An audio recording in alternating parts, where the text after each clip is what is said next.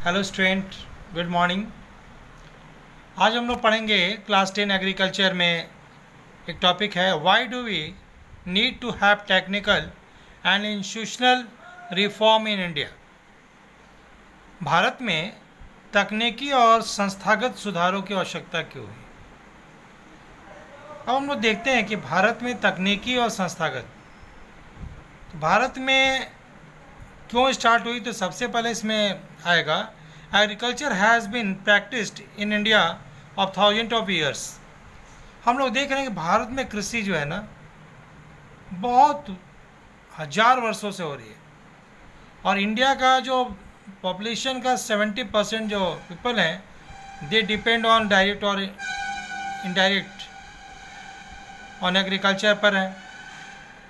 इसीलिए अभी तक जो खेती हो रही है उसमें अगर हम सुधार नहीं करेंगे तो जिस तरह देश का पॉपुलेशन बढ़ रहा है और लैंड तो बढ़ नहीं रहा है, वैसे कंडीशन में हमारे प्रोडक्शन को बढ़ाना होगा ताकि सबको हम लोग फूड प्रोवाइड कर पाएँ।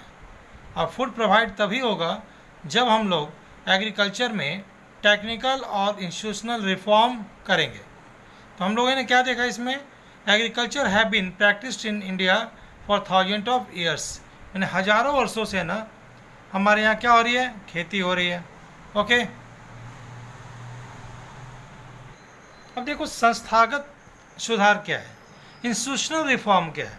कि जैसे देखो जमींदारी व्यवस्था थी प्राचीन काल में, तो जिसमें हो क्या रहा था कि जिसमें बहुत सारे लैंड बड़े बड़े किसानों के पास थे, जिसके कारण क्या था कि छोटे मोटे किसानों के पास ज़मीन थी ही नहीं, जिसके कारण वो खेती नहीं कर पा रहे थे।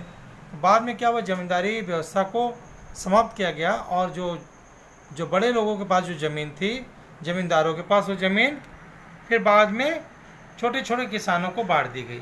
इससे क्या हो गया कि सभी भारत के जितने भी और भी किसान थे उनको भी ज़मीन मिला, वो भी खेती करने लगे, उससे उनको भी जीविका चलाने में लाभ हुआ। वो भी कृषि के द्वारा पेट पालते थे और कुछ बचे हुए जो अनाज थे उसको बाजार में बेचते थे और पैसा कमाने लगे। फिर क्या हुआ कि इनहेरिटेंस लॉ, उत्तराधिकारी नियम में क्या है कि इंडिया में कि जैसे एक पिता की मृत्यु के बाद आफ्टर डेथ ऑफ फादर, मान लीजिए अगर उनके 2 बेटे हैं तो ज़मीन क्या हो जाती है, उनके बच्चों में बढ़ जाती है। फिर उनके 2 बच्चे हैं, अगर उनके भी 2 बच्चे हो गए तो फिर वो ज़मीन के 2 पार्ट के बाद वो ज़मीन के फिर 2 पार्ट हो गए। तो ऐसे करके जो प्लॉट ऑफ लैंड क्या हो जाता है ना, बहुत छोटा छोटा हो जाता है। और छोटे छोटे जो लैंड में ना खेती करना बहुत ही डिफ़िकल्ट टास्क है। इसीलिए प्रयास किया जा रहा है कि चकबंदी कर दी जाए, मीन्स कि जो ज़मीन है ना, किसानों की ज़मीन जो बहुत जगह फैली हुई है उसको एक जगह कर दिया जाए, कलेक्ट कर दिया जाए।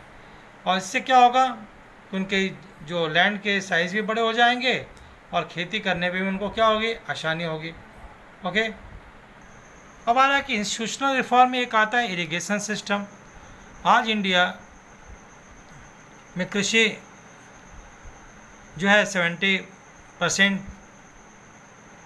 लोग उसी कृषि पर आश्रित हैं, लेकिन आज इंडिया में बहुत ऐसी जगह हैं जहाँ पर किसान वो मानसून पर निर्भर है।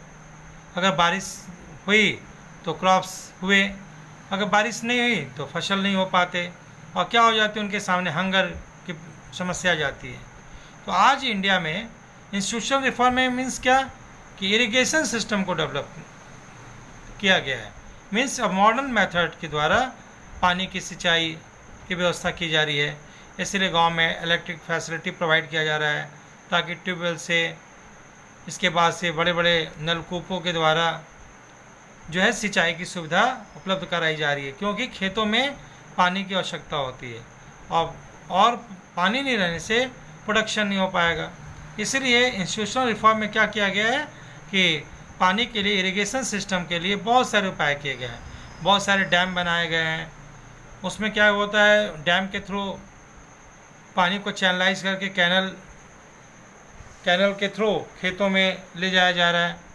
और क्या किया जा रहा है, प्राइवेट इरिगेशन सिस्टम में ट्यूबवेल के द्वारा भी खेतों में सिंचाई की जा रही है। तो जब तक अगर हम लोग इंस्टीट्यूशनल रिफॉर्म नहीं लाएंगे, तब तक संस्थागत सुधार नहीं लाएंगे, तब तक कृषि का जो पैदावार भी नहीं बढ़ेगा और हमारी कंडीशन भी कृषि की क्या हो जाएगी, बहुत ही बुरी हो जाएगी। क्योंकि बार बार कहा जा रहा है कि 60-70% people they are dependent direct और इनडायरेक्ट ऑन एग्रीकल्चर। ओके, अब आता है कि बढ़ती हुई जनसंख्या, संस्थागत एग्रीकल्चर में सुधार लाने की जरूरत क्यों पड़ी?